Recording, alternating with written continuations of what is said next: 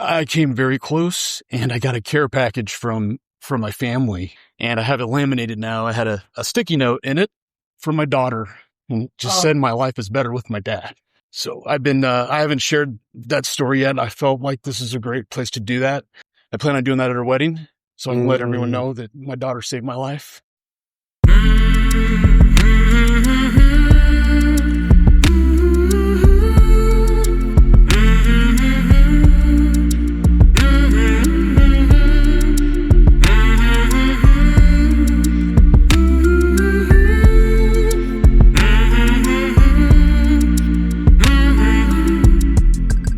Hey there, my name is Sean, and this is Suicide Noted. On this podcast, I talk with suicide attempt survivors and ideators so that we can hear their stories.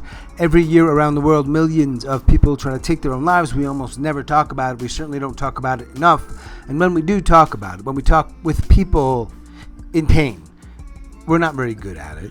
So one of my goals with this podcast is to have more conversations, hopefully better conversations with survivors and ideators, in large part to help more people in more places, hopefully feel a little less shitty and a little less alone. And I have to tell you, there's a lot of people that have reached out to me and shared that sentiment with me, and that is what keeps this going. So thank you very much for sharing your thoughts with me, and I'm glad it's helping even in some small way. Today's episode takes place in Kansas, Shawnee, Kansas, to be exact, at the Seven Stories bookstore. We're very, very gracious to host us. It was smack dab in the middle of the tour, smack dab in the middle of the country, and it's a little unique in that I had a past guest and a new guest. And as part of the conversation, like all our stops on the tour, was the audience. Before I introduce them, I have to tell you, we're talking about suicide, like we always do. Please take that into account before you listen or as you listen, but I do hope you listen because there is so much to learn. Today I am talking with Jillian and Matt. Both of them live in Kansas, and they are both near suicide attempt survivors. You're like one of the only podcasts that I've come across that is just really based on talking to suicide ideators or attempt survivors. Yeah. I love this intro. And I'm here. Yeah. This is good. Go on. Please, go more. I don't know what else, though. That's it. Okay. Yeah. Jillian. Yes. Matt. Talking with me, Sean. I'm not going to spend a lot of time on me or the podcast because you're not here for that, but just a 1-minute overview. I started this podcast over 5 years ago. It's called Suicide Noted, and the goal was to have conversations with people who have attempted to take their lives, sometimes multiple times, are thinking about it, have thought about it, ideate near attempt survivors. And the main reason was because people ask, like, why? And I have never really gotten the answer right, the elevator speech or the story, but I lost my best friend to suicide many years ago. And I have been ideating on and off, like I suppose a lot of people ideate, for the better part of 2 decades, until this moment here, or these moments in my life now.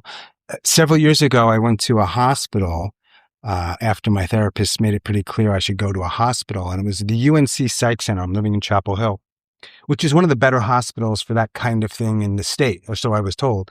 And I'm not here to bash on anything or, I have some rather strong opinions about this stuff, but it was not a very good experience. If I had to pinpoint a moment, which later led to me saying, I think I'd like to start something, maybe like a podcast at the time, I wasn't sure where I can do this, was the moment leaving the hospital. Because I was getting in my car, I'm like, so I'm going to go home, and nothing's really changed. Tweak here, tweak there. This is one of the better hospitals. I never want to come back here. And that scared the shit out of me. And I think it's the only time in my life I've ever done the thing. Where they say, if there's a problem, you be the thing that you want in the world. Like, I've never lived that way, like at all. But I was like, maybe I'll give it a shot. And so I did. And I've been very blessed to have a lot of conversations with people in a lot of different places. I'm kind of astounded it's still going, but I think it will continue going. I crossed paths with Jillian a few months ago. Summer sometimes. Summerish. You found the podcast, reached out. We talked. Her episode is actually just came out. It just came out Monday. I just started listening to it. My voice is very cringy on recording. Right. Yeah. And Matt, I just met today. Yes, Matt. Sarah is my good friend I met through lacrosse, and this is her husband, Matt. And yeah, him and I have been very open about our struggles, and we both are very passionate about talking to people about suicide, educating them, being there for them. And so, yeah, I told him about this and asked him if he'd be comfortable coming and joining, and He said, he's here and I'm happy about it. Yeah. I love this. Mm-hmm. Thank you. Just a few, I don't know if this is housekeeping, just some information that might be helpful. We're recording video and audio. We're talking about suicide, and we do it in a way that I hope is responsible and ethical, but we don't hold back. So if you're uncomfortable, you get a little freaked out, you take care of yourself, whatever that means. But I made a decision more than 5 years ago that I would not hold back, because I think it's important, not only for the people who want to talk about it, but for people, which is kind of cool with a podcast, because people, as long as they have Wi-Fi and a phone, which isn't everyone, but it's more and more people that can actually just be like play. And then now Jillian's voice is in some Scottish guys here in Glasgow. No, I'm serious. It's amazing. Or someone, wherever. Maybe even Kansas City, Kansas, God forbid. Yeah. I had to explain to him Kansas City, Kansas, and Kansas City, Missouri. Right. It's like, different. Here we are. We're going to talk. After the conversation, by all means, ask questions if you want to ask questions. Share what you want to share. This is my ninth event. Hey. So a huge shout out to Jillian and to everyone who works here at the bookstore, who supports the podcast and was so kind to give your space to me and us and all of us. So thank you for doing that. Where do we start? You have to ask questions. I have to ask questions. All right. So here's what we'll do. I'm going to ask you guys a couple of questions, and then I'm going to spend some time with you, and then a couple more popcorning, and we'll see how that works. Okay. All right. Are you a suicide attempt survivor, Jillian? I'm an ideator. I've struggled with ideation.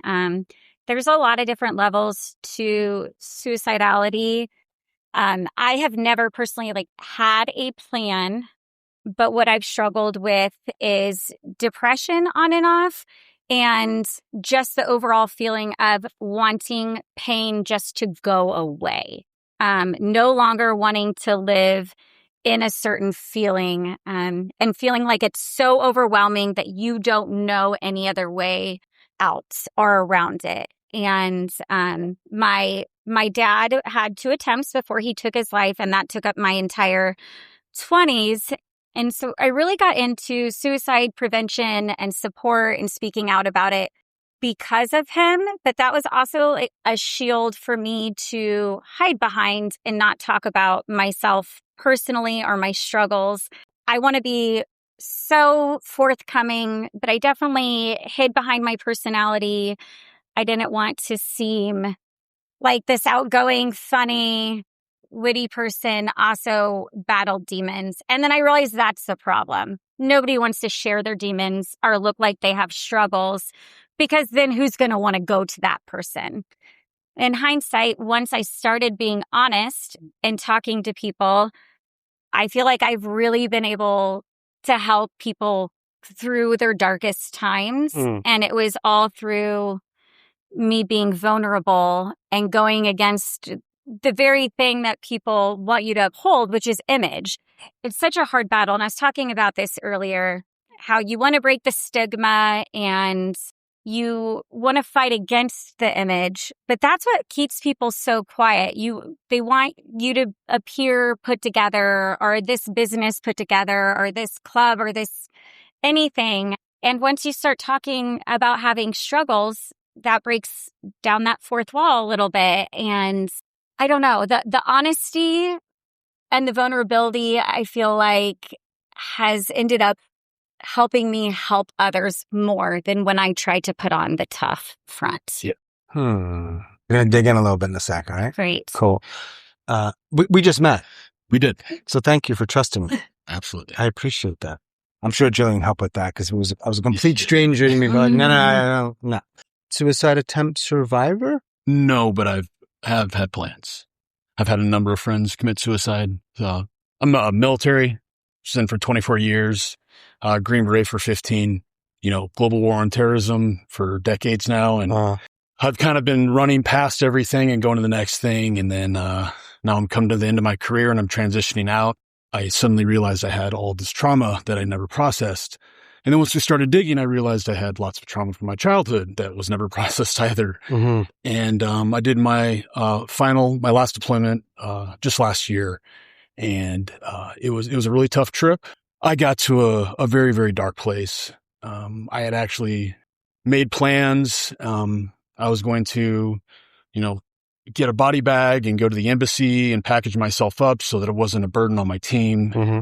And I came very close, and I got a care package from my family, and I have it laminated now. I had a sticky note in it from my daughter, and it just said my life is better with my dad. I put a picture of us on our daddy-daughter dance on the back. So I haven't shared that story yet. I felt like this is a great place to do that. I plan on doing that at her wedding, so I can let everyone know that my daughter saved my life.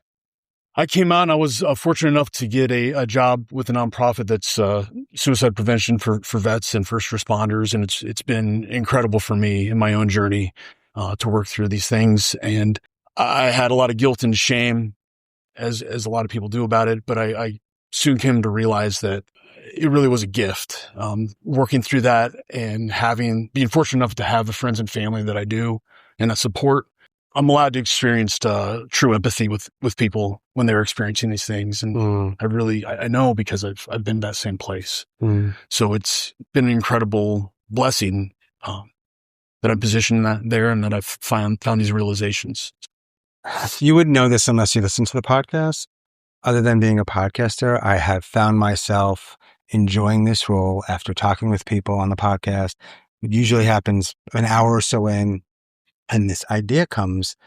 You didn't take me up on this offer that I like to help people with their memoir titles. It's just a bit of a gift. Because I didn't expect had one. No.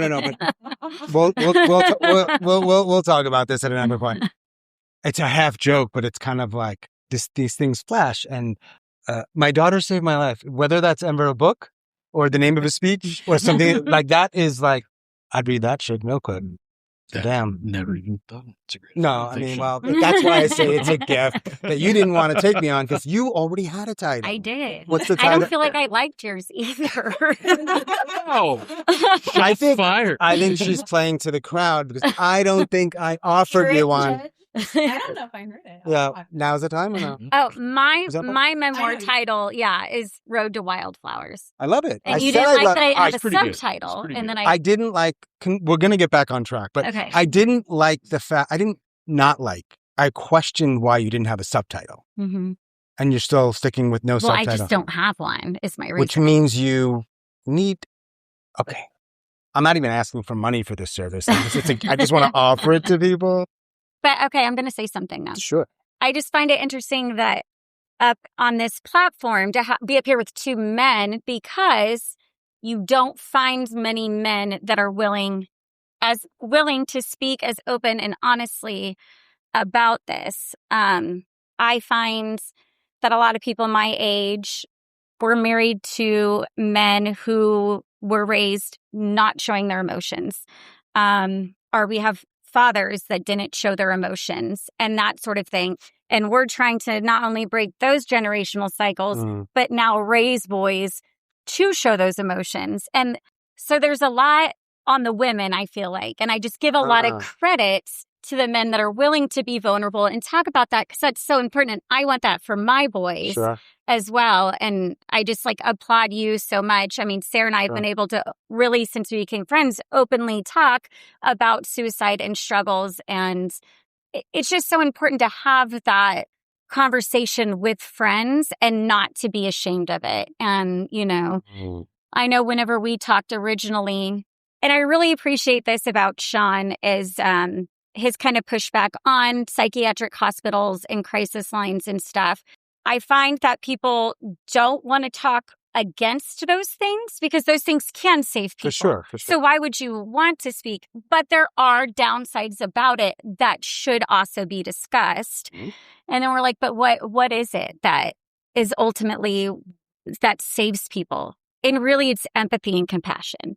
Have an open mind, be true empathy, not, mental health matters. I'm here for you. No, in the nitty gritty, empathy and compassion for what people endure is ultimately what is the best suicide prevention there is.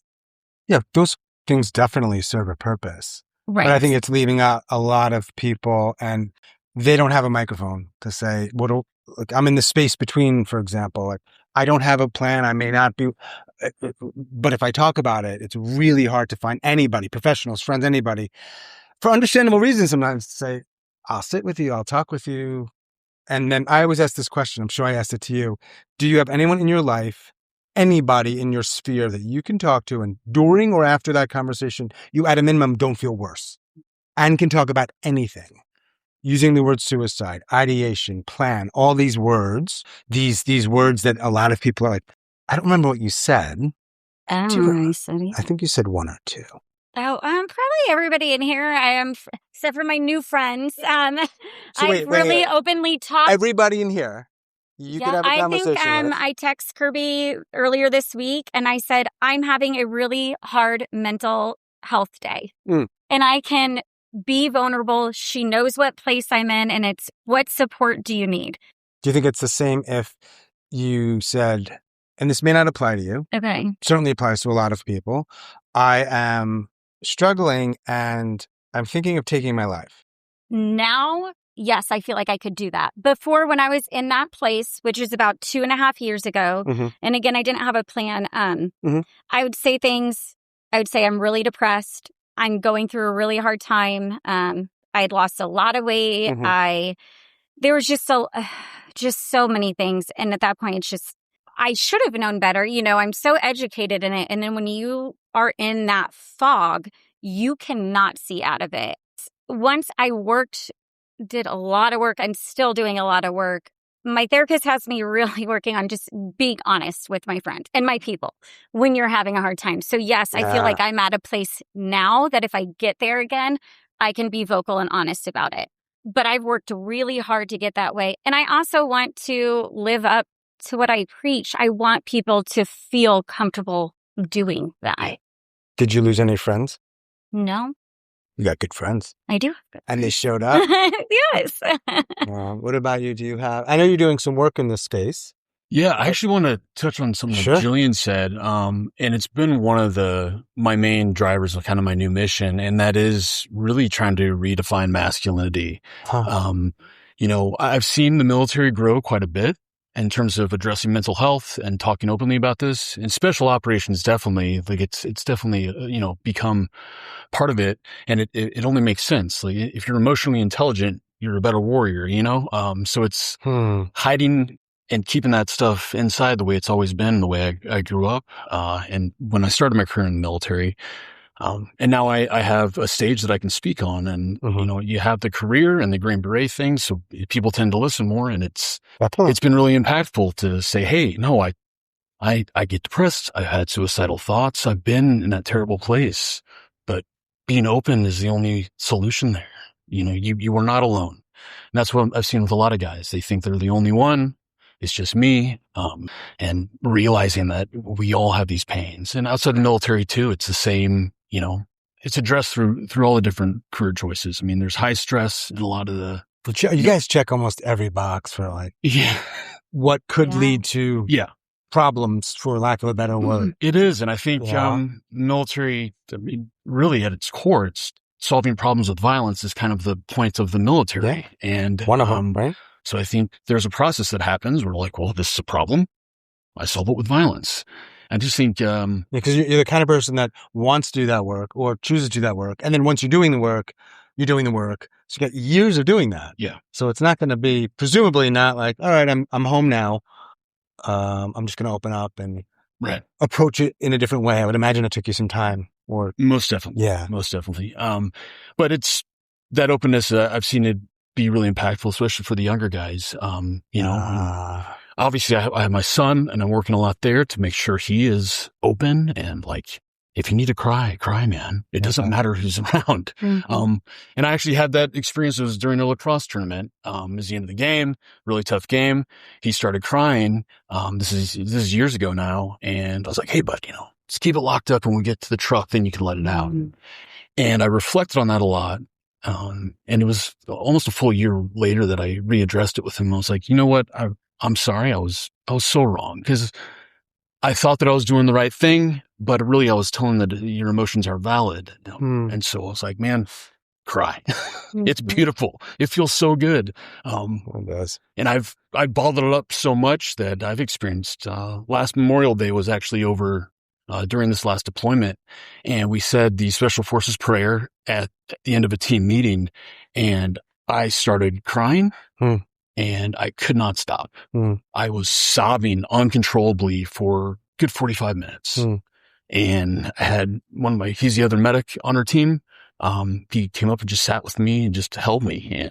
And I bawled for nearly an hour, but it was so relieving. At the end of it, I had all these emotions built and I'd been shoving it down and just letting out the floodgates. And I couldn't help. I'm like, man, if you would have just accessed this here and there, you wouldn't gotten to the point where it's like a complete shit show for an hour straight. It was definitely a learning experience there, but yeah. I don't know how much police officers' work overlaps with military. In some ways, I think there's some overlap. So my buddy who ended his life, it was like late 90s, and he was a New York City police officer. And I bring that up mainly because what I've learned is it was not only like the boys didn't talk about it, weirdly, and you might know things like this, that if you talked about it, like you could go see a therapist, but we know that you saw a therapist, good luck getting a promotion. Yeah. That was a very real thing. Yeah. So I always think back, and I don't know what might have happened, but it doesn't seem like the greatest policy when you're doing that kind of work in particular. No. And we've actually spoken about this topic with some law enforcement, and it was amazing looking at, it was about 100 people, male and female police officers, and we're talking about this stuff, and like I have these negative thoughts and this self-doubt.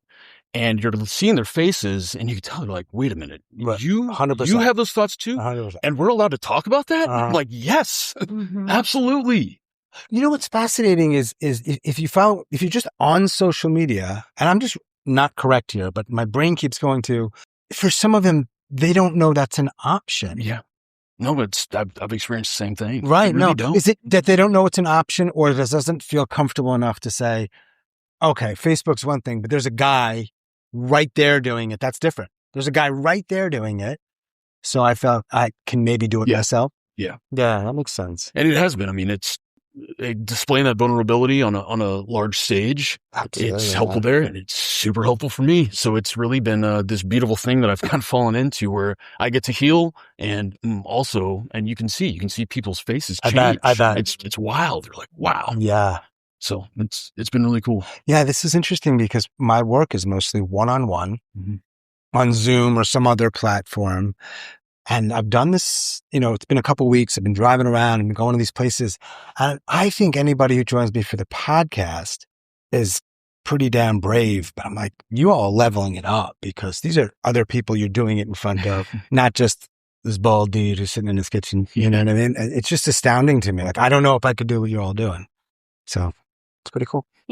Society puts it on, how you were saying, you told Maxton, save it till we get to the truck. You think strength is being able to hold it in, but it is fucking brave to be able to be honest. Exactly. I mean, that especially when you're like the steps, first, like nobody's doing this, and you're like, I'm going to go there. Anybody can hide their feelings. It takes strength to like really let it out. Okay, so what was the word you used? Fog. You said that word earlier. Oh, yes. I think the fog you were referring to was your stuff, the hard stuff. Yes. The stuff that had you thinking about. Well, it's that fog of like disassociation. Okay. So this is tricky because I'm asking you kind of to summarize things in a way that you might not normally do. But I want to know a little bit more about that. The reason is not to be antagonistic and be a pain in the ass. It is because that is the exact same thing you were just talking about. I don't think people might talk about it. Yeah, I felt this way once. In my experience, much rarer is like, and let me tell you about what was going on, whether that's my childhood or my this or my that. So I'm going to sort of put you on the spot and say, how did we get to the fog and what happened in the fog? Big question. I didn't start breaking down a lot of my issues with my dad, his addictions, attempted suicide till way too long after. I believe at some point in my childhood, my mom might have said, you should probably see a therapist. I know my dad wanted me to see one, and I am not going to talk to somebody who he's already put his narrative, him, my stepmom, that narrative into their mind. It's not going to happen. Right. I don't know. I was just very defensive and against it all. Just really didn't want to deal with it, because who really wants to deal with hard stuff? And it just kept layering and layering. And I honestly don't even know what got me there. I just couldn't do it anymore. It's exhausting to pretend. Mm-hmm. It's exhausting to push it down, to fight against it. And I was tired. I was physically tired. I'd started vomiting a lot. I'd started breaking out in hives. I was losing hair. I was really internalizing. How long ago was that? Like 2.5 years ago. That's when it really came to a head? Yeah. And there wasn't a particular inciting incident per se? It was just the buildup? No, I had a really hard time. We lived in Florida for a year. Mm-hmm. I mean, I didn't get properly medicated and see a therapist until like all this went down. Mm-hmm. Really recommend getting a hold of it before it gets to that point. So yeah, trying to deal with it on my own. Very anxious, panic disorders, battled depression, and just, I guess, thought it was normal. That was normal. Yeah. I mean, it was almost a funny thing. I made it a joke how anxious. I told you I don't like driving. I mean, I was scared of I was scared of everything. Right. And I would panic over it. But you're smiling. And like, I know, because No, I'm not saying now. Like, in your life, yeah. you're presenting as like I'd make mostly it a joke. happy, funny Jillian. Let's make which it is exhausting. funny. Yeah. Like, it's also funny. Yeah, I don't want to do that. Exhausting. I'm sweating, but really I'm like seeing black and want to pass out. But yeah, I mean, I'd want to, it was bad. Yeah. But you down talk it. So yes, I got to a point, and what's hard is when you're a mom, and I truly believe in wanting to break that and set a different example for my boys, and they're getting to an age, they're not dumb. They see it. They see you struggling. Yeah. Yes. And not wanting to get out of bed or wanting to get straight into bed and that sort of thing.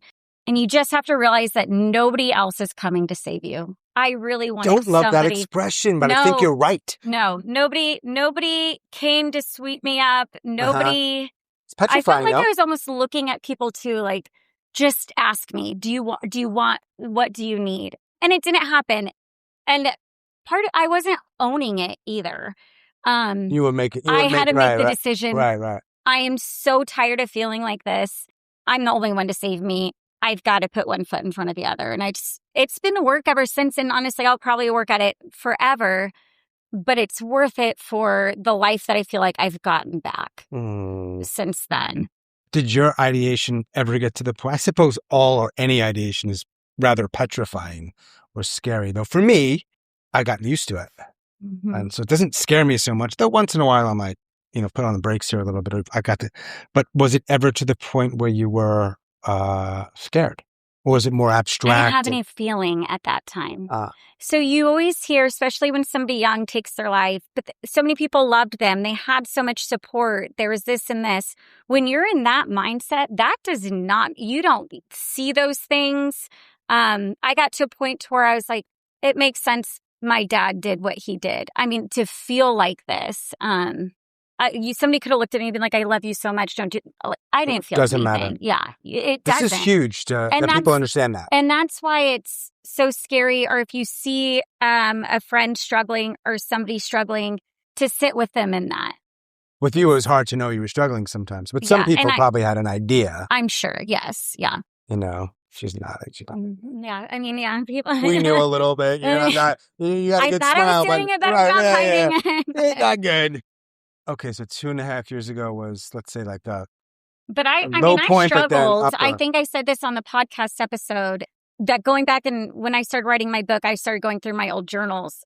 And I was blown away because going back and looking at my writing, I had no idea how long I had thought these thoughts of, I no longer want to feel like this. What if I was dead? And so how long ago was that go? That's not 2.5 years ago, right? Since I was 10. How did this not come up? I said the exact same thing. I said the same thing to you in the podcast. I think you write it, I get it out, and then you move on. But I don't want to be out with my girlfriends and be like, really wondering what it'd be like if I was dead. Yeah, it's not hard. Yeah. 10. Yeah. What about you, Matt? What happens in your life wherever you want to begin, that you get to that point. I imagine there was at least one bottom, perhaps, or a series of them where you were thinking about that, and then you ultimately got that. I'd been in a pretty low place before the deployment. I knew this was going to be the last one. And one of my closest ally, my uncle was very dear to my heart.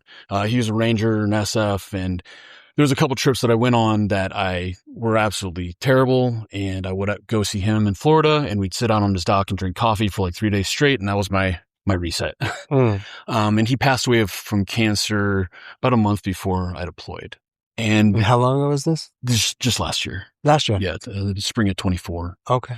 You know, I really was dependent on him. And I kind of realized with him passing, I realized that I never really learned to process grief in a healthy manner because, you know, I had friends die in combat. I've had friends that commit suicide.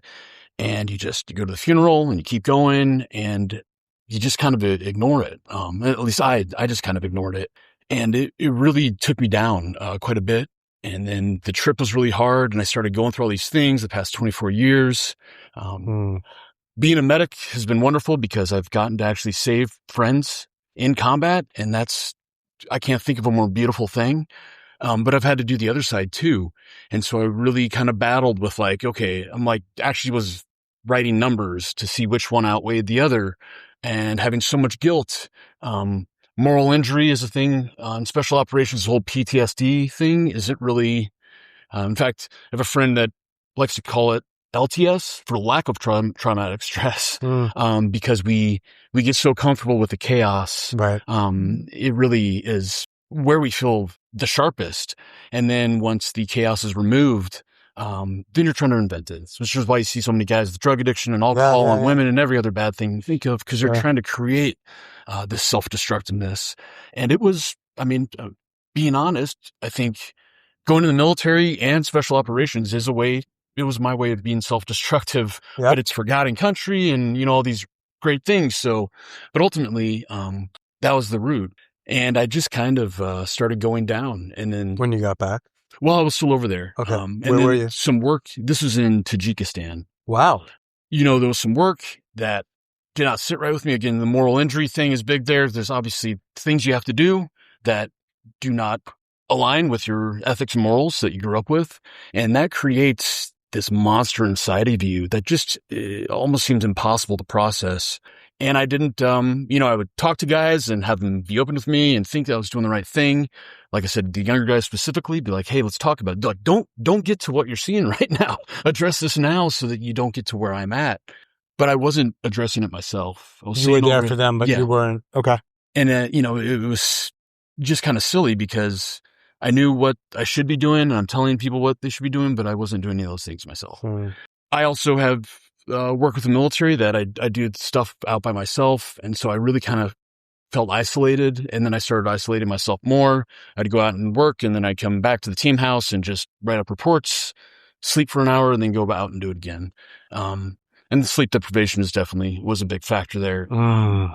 Did you cope? To your degree. Sorry to cut you. Did you cope at all with booze, drugs to get by? Yeah, it was, everything's readily available there. Yeah. And so I was staying up for days on end on Adderall. Yeah. And then I would take an Ambien to sleep for an hour, then go do it again.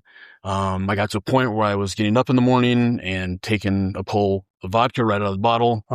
I wasn't really getting a place of drunk, but still, I was medicating with everything I could get my hands on. Sure. And it just was this vicious cycle that kept on burning down. And I had wonderful support. There? Yeah. This is all over there. Okay. Great team. Very, very close. I mean, their family is as close a bond as you can have with someone who's not an actual family member. And so I had that there right at my fingertips, but I pushed them all away.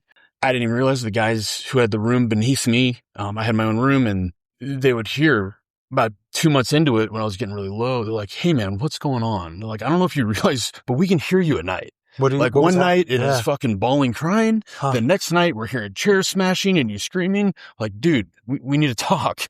And I guess I just tried to stay so focused on the job at hand, and just ignored everything else.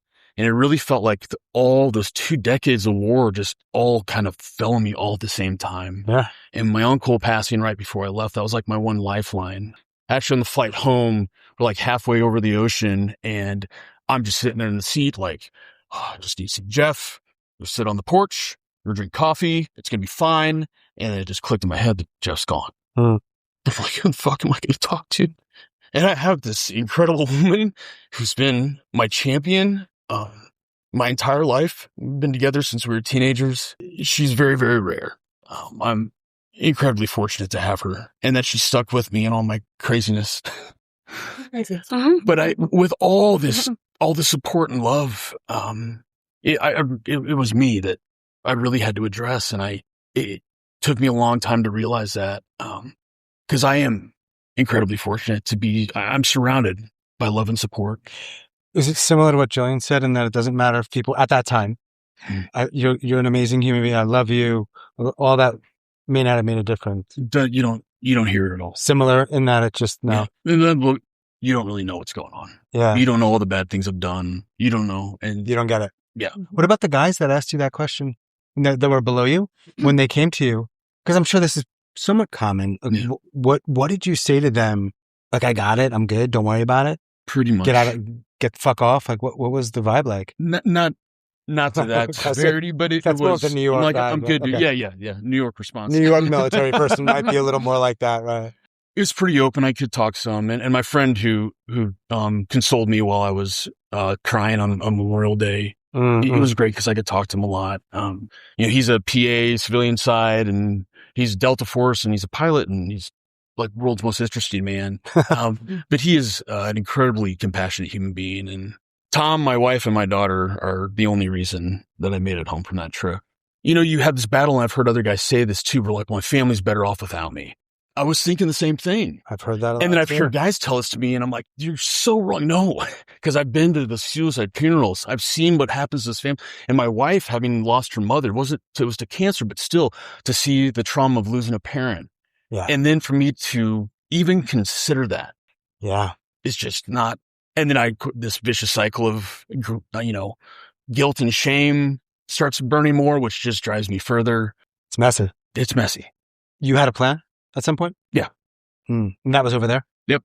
Talk about it in as much as you want to, but how close were you? I mean, I had a body bag ready. I had a bottle of propofol. So that would have been for you? For me. Okay. It's we can do minor surgical procedures. So we have a propofol is how Michael Jackson died. Okay. And so I was trying to figure out the cleanest way to do it so there wouldn't be a burden on the rest of the team. And so I did. I had the medication and everything set, and I planned to drive to the embassy. I know right where they to make it easy keep the bodies, and I was just going to park right next to it, put myself in the body bag, zip it up as much as I could, and do it. And do it. What stopped you? That did. Seriously. It did. Made a big picture of it, enlarged it on our printer, and put up pictures of my family around it. And so I saw that every day to make sure. I'm like, it's just not an option to both my family and my teammates to do that to them. Side note of that. Daughter we did not know that it was this bad. She wrote that. I was thinking about that. On her own. Wow. Well, just randomly wrote it one day. Maybe not so random, but who knows? It's not. Whether it doesn't matter what the truth is. It matters what you think, but yeah, it really doesn't matter. I've really just recently found faith. I don't know exactly what, but in the universal power and something, because so many things have happened that just couldn't be coincidence. Yeah, sure. That just aligned perfectly. There was a specific time on a deployment that I remember where I saw something and thought in my head, I'm like, there's no way they can be a god if I'm looking at this right now. And that kind of stuck, and it left this hole inside of me. That it's just been there for years, and I've shoved other things into it to fill it. But since I've been home in my own healing, again, so many things have happened that just simply couldn't be coincidence. Yeah. That I know I'm where I'm supposed to be. I'm doing the right thing. I'm on the right path now. And I need to keep my heart and mind open, and it's going to be clear. Yeah, I mean, meeting a mom on the lacrosse field 2.5 years ago when she was at her lowest. I had no idea. Right. She was smiling though, probably, right? I mean, why not? Yeah. So, question for both of you about myths or misconceptions or what people in your experience don't understand. It's a question I'm sure I asked you. What comes to mind? the kind of thing when you hear it or see it, you're like, that's bullshit. I think the biggest misconception is that only certain people will find themselves feeling like this. You know, if you take it, it just doesn't discriminate. You can take the person that's the most blessed in life, and they're still going to have these battles. That's probably the biggest, you know, or like, look at her. She's always smiling and laughing. Like, what does she have to be depressed about? Why is she mad? She's just having a bad day, or she's just off, you know? Yeah. I mean, I really think that's it, that it can truly happen to anybody. It's not like we bring this on ourselves. Nobody would ever want to feel this way. Yeah. No, I definitely agree. And I've seen that too. Even people are like, well, I haven't been in the military. I haven't experienced what you have. I've even had guys in the military who are like, I haven't seen as much combat as you. And I'm like, please stop. Right. We all experience trauma. It's every single one of us have Like had they try these to downplay. Yeah, they try to downplay it. I'm like, we all process it differently. It's all very real and very serious. Yeah. Yours isn't any less than mine. Right. You know? That's huge. And it's been frustrating because I'm like, your battles are important. They're valid. Well, and I feel like too, I didn't mean to cut you No, off. no, it's your... And this isn't in reference to me, but for my dad, as a suicide loss survivor, there's even stigma within that. I mean, because he fell into addiction before he took his life, I almost feel stigmatized in the loss survivors too, because maybe it wasn't just you know what I mean? Yeah. Like there's so much stigma within the stigma. There's just so much against you. So much. That makes this True. even harder to come and speak about and try to fight against and make changes. I'm very lucky. It didn't take me that long doing this podcast where I didn't have to try to find anybody. You reached out. That had been a thing that's been going on, and it still goes on. That helps me a lot, right? The reason I'm sharing that is some of the emails would be like, hey, listen to your podcast. I'm a attempt survivor. How does this work? Okay, that's one kind. Second kind is 43 pages of a life history that just never ends. And I'm like, okay, that's what we're going to do on the podcast if we talk. So I didn't read it all. But in that, and sometimes other emails, the third category, which overlaps with the second, is I don't think my story is probably good enough because I heard this guy who was in the military and I didn't go in the... This is common. Yeah.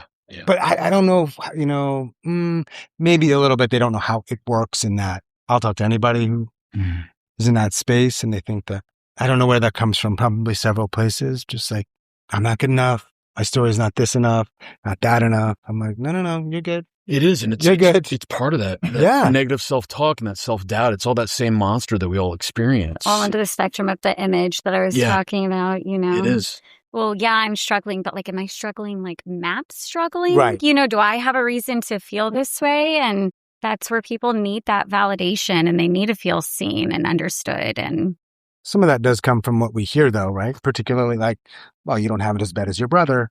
We hear these things, right? Yeah, that stuff's ingrained. And it's so, that's true. all kinds of things that people say to you growing up and in your life. Food. There's starving kids in Africa. And you know what I mean? Like, you don't have it as bad. And these are people that presumably mean well.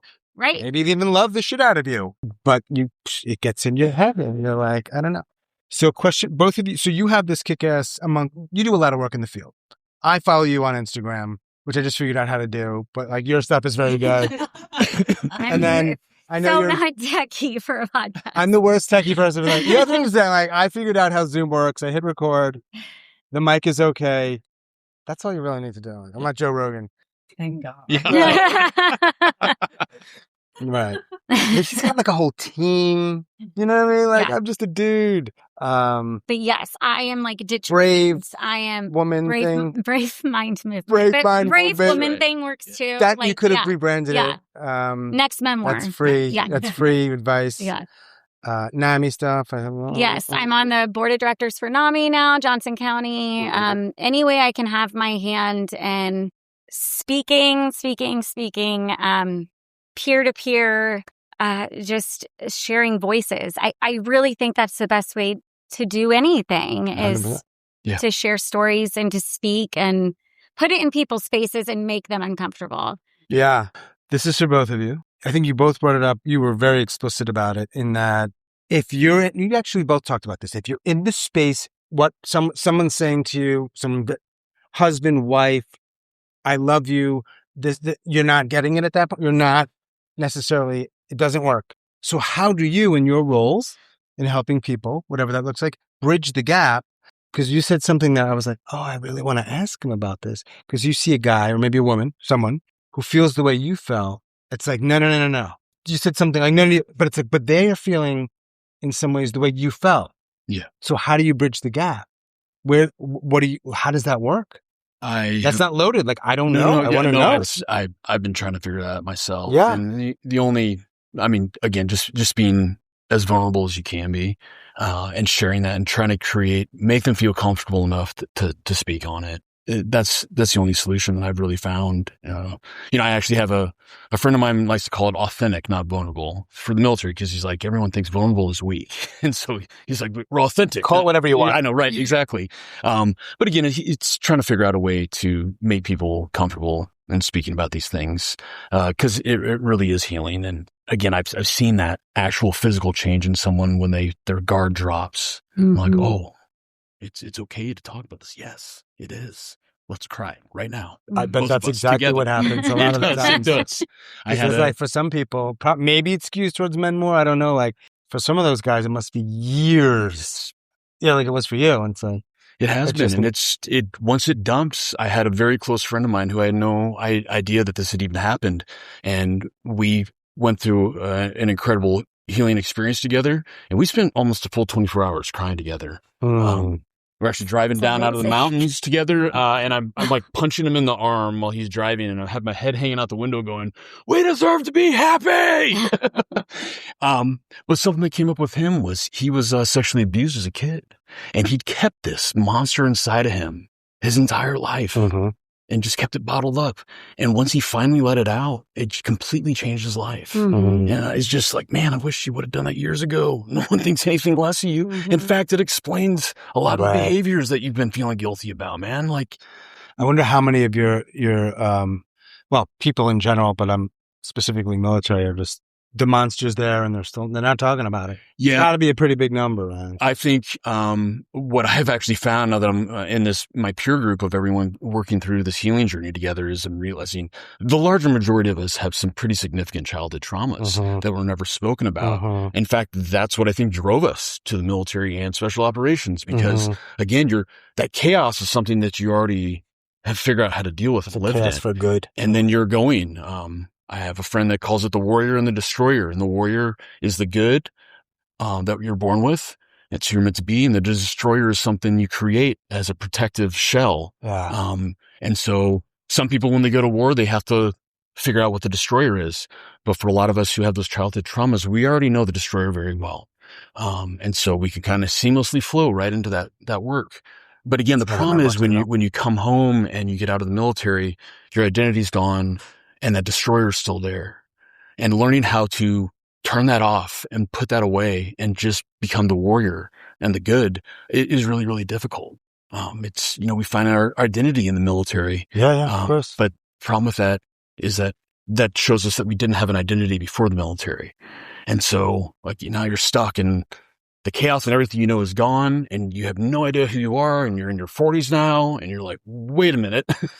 I don't know what to do. Yeah. And again, people start putting bad things in that void, and it starts spiraling. And that's how a lot of the suicides, I think, happen. The warrior and the destroyer. As a budding publisher of titles, you are like killing it. I mean, I'm just like, forget the podcasting. I just want to do memoir titles. Well, I can't take credit for that. I have a friend Tyler Gray. That might already be a thing. He came out with a book called Forging Chaos, and that's really what it's about. Yeah, he did a really good job on it. He's very, very. It's authentic, not vulnerable, but he's vulnerable as fuck in his book, and I was super proud of him. And he had a lot of great lessons in there. Man. Yeah, and it's there's a couple of times when I walked in the bedroom and Sarah's crying. I'm like, "Oh, what's going on?" She's like, "I'm reading Tyler's book," because it just identified. But again, seeing that, I'm like, telling that story had such a huge impact on me. And I'm like, man, I need to do this too. We all need to do this.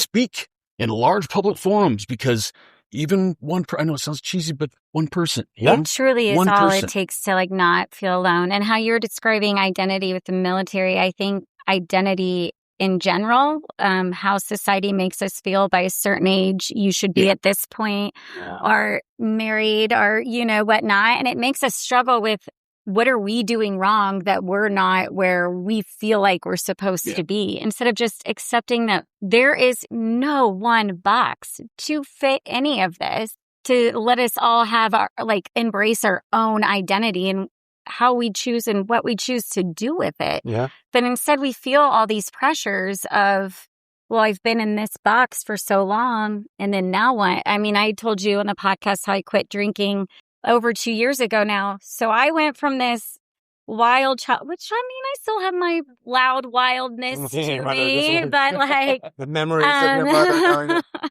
But when that was a great way for me to hide. It's like, we're going out, we're doing this. When I left that, who am I? Yeah.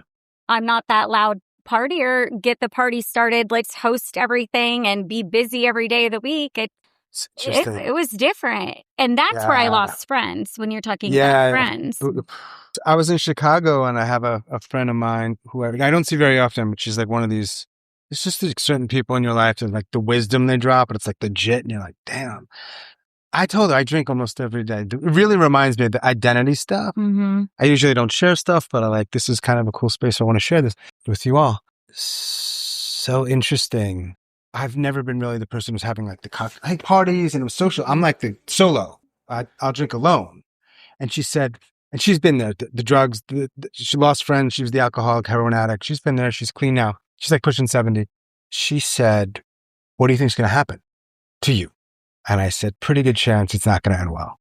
I'm not saying when. It's probably slow suicide. You might argue some of this behavior is, and it's not that intense. I'm not doing hard drugs, but I'm drinking almost every day. After this, at some point, I'll get a couple of beers. It's like very much within the realm of accepted behavior. But she said, what happens if you don't drink one night? I'm like, fuck that. What would happen? I'm like, I don't know. One night. Because originally she pitched 30 days. I was like, 30 days? Like, I've been doing this for a while. And I'm productive. Like, I got a podcast. Mm-hmm. I can dress I'm like, not that. Then I hear the voice. I'm like, oh, this is what alcoholics sound like. Okay. So that's where I'm at. Interesting. Yeah. It's a big one. Yeah. It's a big one. You drink? I do. I've limited it quite a bit. I've had quite a few addiction issues. Yeah. I mean, it's been there my whole life. The military was a great way for me to check that box. Adrenaline is by far the most addictive and best drug there is. Come down from it, though. Yeah, you do. Like, how do you do that? Well, when you stick with it as long as I have, you get to a point where you don't. I actually just got a subdural ganglion block a couple times. So we get to a point where your sympathetic nervous system is on. So I've been in fight mode for over a decade. You're just always turned on. But even when you're in Shawnee? Yes. Every restaurant you walk into, you're ready for a gunfight. All the time. The lacrosse dad that a kid is down and he has his first aid thing and he is out there he is. Yeah. I mean, he's ready at all times. So but is it really we like love that? it like, because he's ready? like the lifeguard on the lacrosse. Yeah, we've been we've seen a car accident in front of us a couple times, and we had someone got T-boned right in front of us, and Sarah, the coolest thing ever. Of course we have everything but boom, car explodes in front of us. I look at her and she just goes, go. Oh, go. Yeah, she goes, go. She blocks traffic, gets out, she's waving them all down. I jump in and but that's hard to do 24/7. Yes. To live that way, right? Yes. And I've used drugs and alcohol to numb that as much as I can. Yeah. And I'm just actually very recently cleaned up. Yeah. And it's been I'm awake for the first time in a really, really long time. It's a whole other level of clarity. Just this last weekend, Sarah had a couple of our friends pull her aside and go, Matt seems happy. That was really special for me because I guess you don't even realize. You don't realize. No fucking clue. Yeah. How absent you are.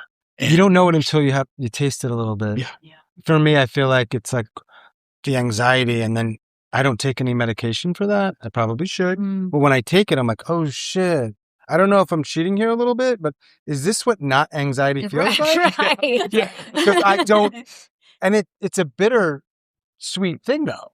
Because for me, I'm like, oh, I missed out on some stuff, but okay, at least I have access to it. So that's where you're at with ish. Yeah. I've been able to, fortunate enough to have a few nonprofits helped me out. So I've been through some TBI treatment programs. Nice. And the subdural ganglion block was huge. And it's a long acting nerve block they put near vagus nerve. So it just deactivates part of your sympathetic system.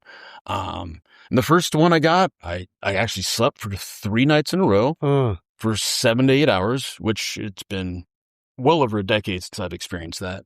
And then the second round I got, it gave me this overall sense of calm that I had not experienced in a very wild time. Is that how you feel right now? I do. I mean, this might be a little nerve-wracking, but you seem pretty calm. No, I'm a lot calmer than I really would have expected. It's being comfortable talking about this stuff. It's incredibly healing for me. I almost feel selfish about it, but I do I know it's helping other people. Yeah.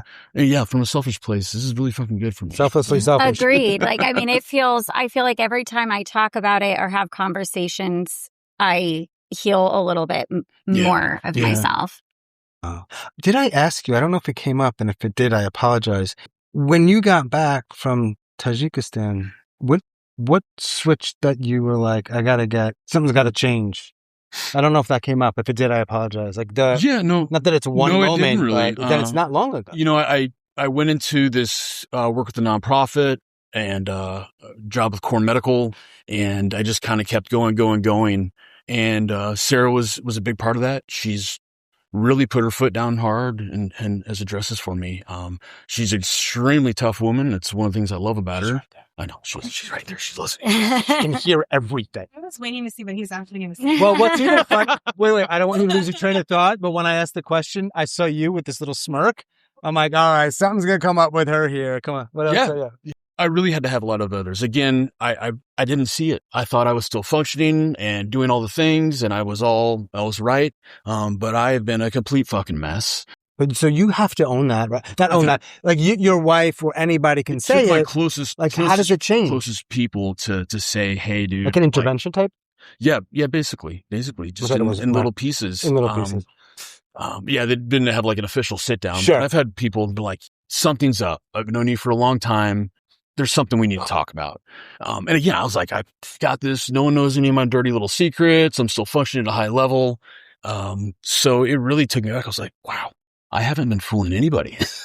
It's been a long battle, but it's only been a year. So I'm actually, that's pretty good. Yeah. I've seen a lot of guys who have completely fallen apart their year out. But again, I'm incredibly fortunate to have all the love and support that I have. It's got to be part of it. Yeah. So and the driving factor with the work of the nonprofit, because I talk to guys who don't have anyone they can call. Yeah, for sure. So all of that to get, again, things don't happen. There's no coincidence. I fell into the job and I'd only been doing it for about a month, and I got a phone call. They're like, hey, our buddy Caleb got shot. And I was like, I thought he retired. I called him up. He's in Nashville area. Someone was breaking into his vehicle at 10:30 at night, and he yelled at him from his bedroom window, and they started shooting. He dove and covered his wife and 2-year-old and took a round. But I talked to Caleb in the hospital the next day, and he was, pretty upbeat for having just been shot, but he was in a tough way. He wasn't paralyzed, but he had neuropathy so bad that if you just brushed his leg, he said it felt like napalm was poured from it. And the bullet actually lodged between L3 and L4, so they couldn't remove it. And we started getting help, and I was like, okay, I have this job, we can do this. My boss is super helpful. I mean, he got all these donors to chip in. And we were getting them some help. We got them a housing situation and all that lined up. But it went on for a few weeks, and then my boss set up stem cell therapy for him, because he went into the VA, and the head neurologist was like, well, we can't pull it out because you'll definitely be a paraplegic, so why don't you come back in a year and we'll check in on you. He has a meltdown, goes home. That weekend, he was out, and his son was just learning how to ride his bicycle, and he fell down and hurt himself, and Caleb couldn't help him. He turned around, he went in the house, he locked the door, turned off the lights, and put a gun to his head. I'm truly not making this up. At the same moment, I got this huge, over my whole body tingling, call fucking Caleb right now. And it's like that video you showed me. It was. And then when I called him, he's just bawling, crying. And I'm like, what's going on, man? We got the stem cells. He's like, no, I can't afford the stem cells. And I was like, oh, no one's called you, have they? And I told him, I was like, hey, we got this treatment lined up, dude. There's a chance, we can get you better. And I didn't even realize it at the time, but it's he was seconds away from pulling the trigger when I called. Seconds. Mm. He went and got the stem cell therapy, and he is like running now. Yeah, and cool. it really doesn't happen with everyone, but it really worked well for him. And so he's doing great. And so even that alone, I'm like, okay, something is happening correct. Like you're I aware feel like when what you're supposed to been be there, doing. you can almost sense it in other people. Yeah, Like yeah. you're like, I've felt that look that you have right now. I've been there. There's a connection that I don't understand, but it's very real. We're all connected, and it's becoming more and more visible to me when I work with people. Again, there's like universal something that I've again personally found that keeping my heart and mind open, I'm hearing so much more. I was trapped in this little thing, and I'm this soldier guy, and I'm doing these things, and thought that I was righteous and everything, and it really was misguided, and I was put myself in a box. And once I got to a point where I could just open up and just leave it all out, it was incredibly freeing. And I'm doing my best to try to share that. And again, it's as easy as just being honest and opening it up. Easy, but really hard. It's really hard. Yeah, it's really you hard. say But it's easy as being honest, but that's the actual hardest act part. to Really get. hard. Because getting the whole just talk about it campaigns. I got a lot to say about those too. I don't want to go on my little thing about this, but I have never really researched or taken data from all these conversations. I probably should.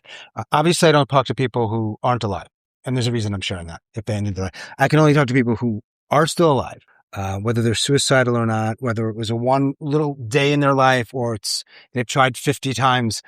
I think, though, that the ones that, and this is maybe correlative more than anything else, but it is legitimately that if somebody has somebody, that is the difference.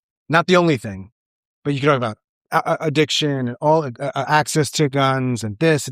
There's all kinds of moving parts, all kinds of things. But I think the thing that stands out, perhaps it's a little confirmation bias. It's, you don't have anybody. I wonder if in a year we're going to talk again or not. You have some people that you seem to really be connected with. I really do feel like that said, it's still hard though, because it's not always easy to go out and make a new friend who can talk about this stuff. And you really feel like that's hard. Mm-hmm. Not everybody has that. So I'm not the guy to offer solutions, but it's just an observation. I really think that might, if not the number one thing, it is perhaps not news to anybody, but it really stands out. Yeah. You can feel the loneliness and the pain, and it's and then if you have some people, it's it doesn't make you necessarily happy, but it might be the difference of getting you through. Original thoughts by Shawn. So, is there anything else you want to share for now? That there are some questions. I know. No, I want to hear if anybody else has questions or sharing stuff if you want, or whatever else. It's something that I think is really fascinating, and there's a common ground that I'm taking from each of you tonight. And I think it's humanity, human to human. Doesn't always have to be this greater, Black people call it ain't that God. Like that, no, I would say ain't that God, right? Or greater universe, whatever it may be. But I think that human to human is what gives me the most clarity. I can be sitting in a room with Jillian. She doesn't have to say a single word. I see how she sits. Mm-hmm. I see her eyes start to disassociate, and I know, get her some ice cream. I just know, she's decompressing now, whatever it is. And I think that it's the intuition that human beings have if they're willing to pay attention to it. And I get a lot of that from you. Yeah. I think your experiences and the boxes you've been placed in, because we all have our own boxes. I think what you're communicating to me is you've been able to now become human. Yeah. I think it's really beautiful that you get to have that. And you are so lucky. I know. I'm kudos to her. But I think at the end of the day, being a New Yorker, one thing I started to do was I started to carry tissue in my purse, because every single day when I started paying attention, I would see someone crying every single day. Wow. You were locked into that. I was locked into that because I decided to start paying attention to it. And I think that when I started to have my own things that I've been through, being a sister to someone who struggles with mental health and family and whatever it may be, I always had to be the one that was the strong one or whatever it may be, or parentified daughter and, all of the things that go on. And I started to realize when I started to bring myself down a notch and say things like, I just heard this voice in my head that was like, this is somebody's sweet baby. Because that's how humanity came to me. So I started looking at every single person and saying, this was somebody's sweet baby. And that really gave me a chance to be vulnerable and have empathy and all the things that you're talking about. But I think once you that was what came human to me. Because I'm an asshole. I am. You are not. Oh, I am. I'm resonating with that. Oh, totally. I'm like, totally. step on my shoe. Okay, yeah. But, whatever. The whole point is I think what you found, and I know this in Jillian as well, but not knowing you and listening to you, I think what is so beautiful is you've found to be human to human, and those are the connections you're having, and it is so incredible. So thank you for sharing. Thank you. Also, down to toxic masculinity. Yes. I was like, who's this guy? Somebody's sweet baby. No, I've talked to guys about that too. Everyone hates, they get up super angry when they hear that. I'm like, dude, it is real. And guess what? You're most toxic to yourself. Yeah. That's what the true toxic, like you're destroying yourself with that bullshit. But it's been great to see. Starting to spread the military, that change. Yeah. And it's being addressed even at the level of the Pentagon. And it's not just talk about pumping more money into suicide prevention, not doing anything with it. Let's talk about actual mental health issues. We're pushing to get more blood work done on people to figure out what's going on in physiology and biology, actually, because there are things that can be fixed. And so it's been really cool to see the transformation just from, 2001 to now that I've experienced. Because before that, the military's been doing the same thing. But again, it's like you're making much more effective warfighters for people who can process emotions in a healthy manner. Like putting it in a box is just, and then that's what's going to bring your suicide rates down. How about we address this when they get in and work on mental health the whole time? And just preventative all around. Yeah. I mean, I'm so you can start to see trends young. And to get in there and start addressing those early, I mean, right there is huge. Yeah. The woman who helps run this bookstore, it's her daughter, and she's got another daughter, younger daughter, who's here. Is the mom here? Is your mom still here? No. She has a younger sister. Yes. Who's 10. Mm-hmm. When we were setting up, I came a little early. Her mom and the 10-year-old heard the podcast. I'm like, 10-year-old? She's we got to be open about this stuff. And she's still a mom. I mean, she's probably been like, all right, go off now and but all right, that's how you do it. Mm-hmm. Start Does small. anybody else have anything that they would like to share? They're thinking. I don't know if I want to talk or share, but they might. Oh. But you let that silence there for a while. They'll start. It's therapeutic so beautifully silence. awkward. I love that silence. I just want to say, to Jillian, how open she is with her kids. Yeah. And I haven't always been the best mom, but yes, you have.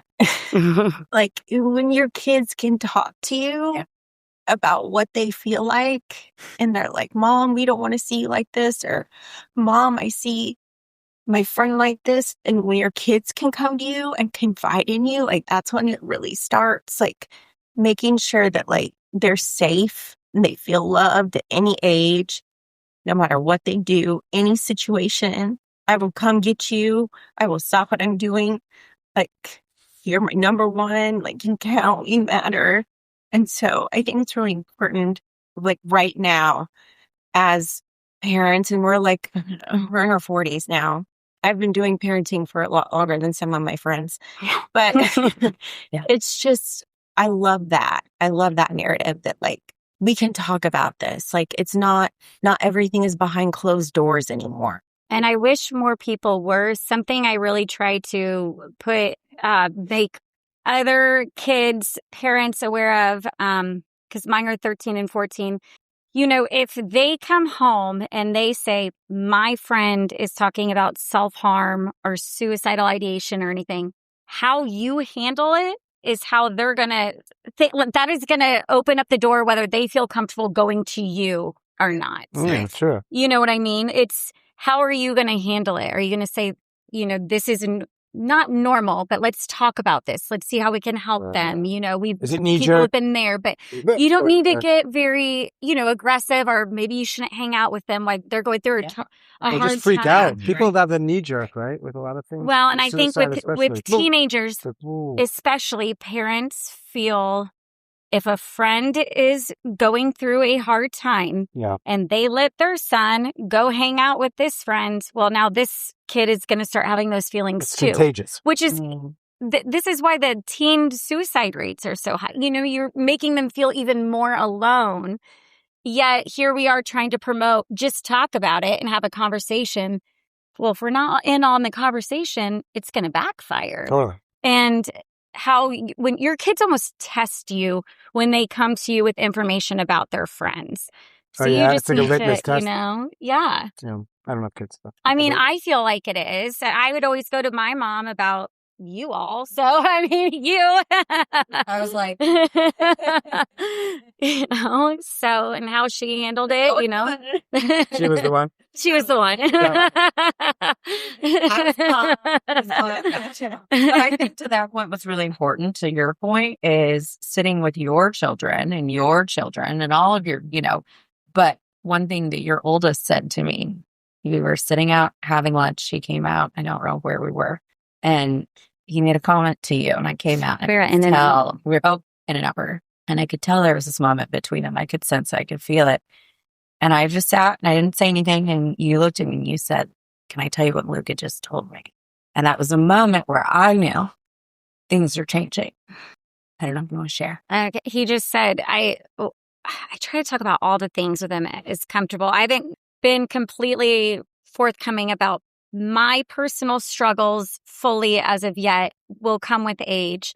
But they are very aware of how my dad died and just struggles in general. And I talk to them a lot about generational trauma. You know, each time a generation's born, we're all just trying to do better than our parents. You know, we all just want to do better. Mima and Papa, they did the best they could with what they had. And then we're doing the best we can with this is how change happens, is you want to keep making it better. And he looked at me and he's like, "Well, you're breaking the cycle."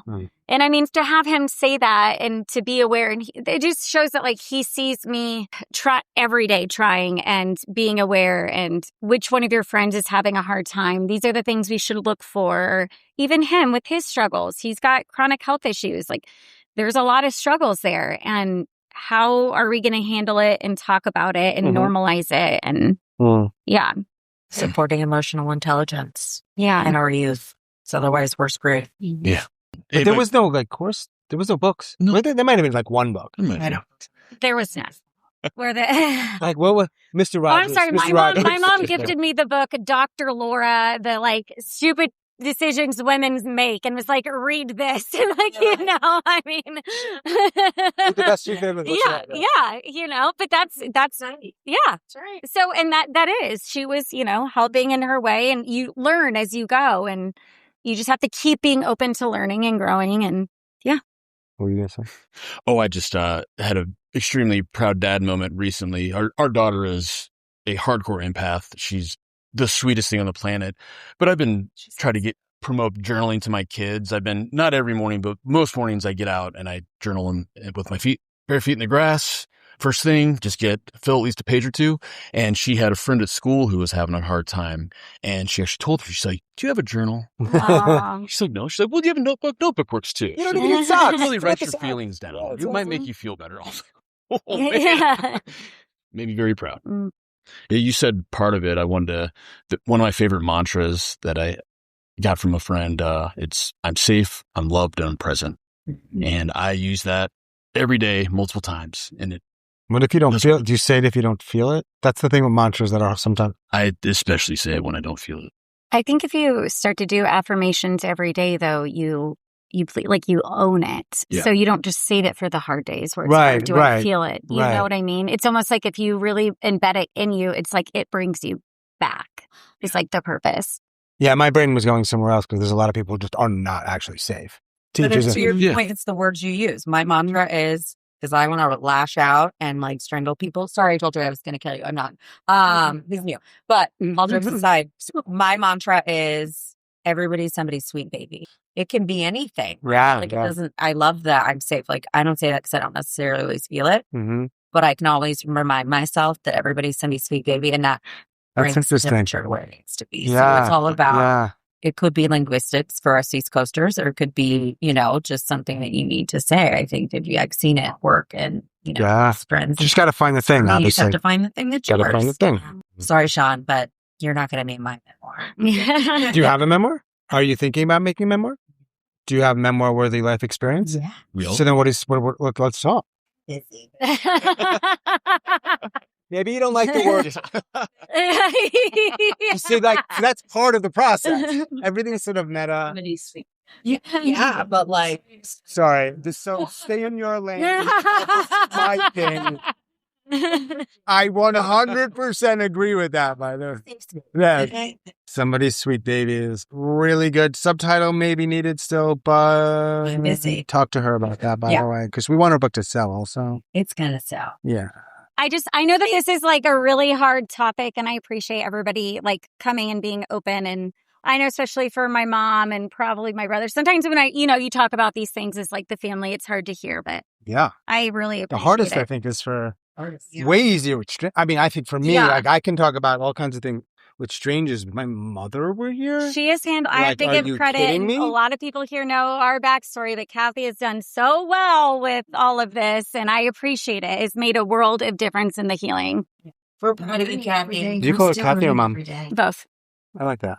Yeah, she's very open to all of that, and she's been very good. I just wish I was this smart and might. Hey. But you're still open to learning is the thing. You're not being closed-minded. I don't think there's many people in the world who don't feel the way you feel, probably, in terms of the past and but who knows? So thanks for being here, guys. I had one more question. Oh, he has one more question though. I can't sit still very much. One more. Just move. You can move around. The reason I asked this question is because I'm trying to gauge if you want to be alive or not, and things that might get in the way. Understandable things are taken out. Do you actually want to be on Earth or not? So the pink and purple pill is if I give you a pill and you take it, you go to sleep, you don't wake up, there's no pain, and nobody knows the suicide. Those are the things that stop people who want to be dead. I know for some that might seem especially dark. I just want to gauge if you want to be on the Earth or not. I don't have any judgments around it. So I don't remember what you said a few months ago when we talked. So remember, people it was take always to be alive, mine. And so that's where it was. Like, I just wanted to feel better, and I was in a place that I didn't think it was possible. Right. So always to be here. You so wouldn't I take wouldn't just go to sleep. So you stay alive. I would stay alive. Mm-hmm. I guess I could ask this question to people at any points in their life, but it makes the most sense to do it today, right now. I literally have this. I don't really have it, but what would you do with it? Today. I'm glad you're asking that today. You can answer both if you want. But yeah. My only desire is to live now, and as long as I possibly can. I have some ground to make up because of things that I've been exposed to by choice and by other factors, but my family and my kids want to be here as long as I can. But that's more new. I'm very happy that it's new. But yeah, we got things to change around here. We got dude, that's right. That's right. I got things to do. Kansas City, Shawnee. Yeah, you guys are great. Thank you. Thank you. Thanks, everybody. Thank you, guys. Just a couple of announcements. There's 3 ways. You could do one thing, and that is if you want to get involved in any way. What I mean by that is I'm mostly a one-person show. It's new on Instagram. Follow him. That's right. I'm trying to... Wait. Forget social media, but if there's any way you might know somebody who knows somebody, you might want to say, hey, I can do some whatever. Just, I'm here for a little while. I'll be here for 30 more minutes. In the front, QR code, zap it, tax-deductible donation. I skated out the way. Scan it if you want to do it, and then deal with your accountant, and they can help you do the tax. I don't know about that, but it works. That helps a lot because I'm doing this tour thing. We have some projects that, She's bringing them out. I found your Instagram. Why does my Instagram have music? Because it's from my Instagram. You're welcome. So wait, you're putting music on stuff that it's a branding issue. Money aside, the other thing that would be helpful is I'm gathering footage. Some of it's audio when I can, some of it's video, and I'm trying to gather as much as I can. So at the end of this, we make some kind of film. What would help me, only if you want to, is in addition to you being here, this is actually super helpful and it's great. 1 minute, me and you, video. What's your name? Why'd you come here? What's your connect? Just 3 basic questions. If you want to do that, we'll find some little nice backdrop. It'll take a minute. So if you want to do that, that would be great. We're ending a little early, so it's before 8. That's all I got. Thank you so much, Kansas. As always, thanks so much for listening and all of your support. Special thanks to past guest Jillian for speaking with me and for helping me find the location, the venue, 7 Stories Bookstore, and to Matt, a new guest. Thanks to you both. I appreciate you talking, and of course, to our audience, I thank you as well. If you are a suicide attempt survivor or ideator and you'd like to talk, please reach out.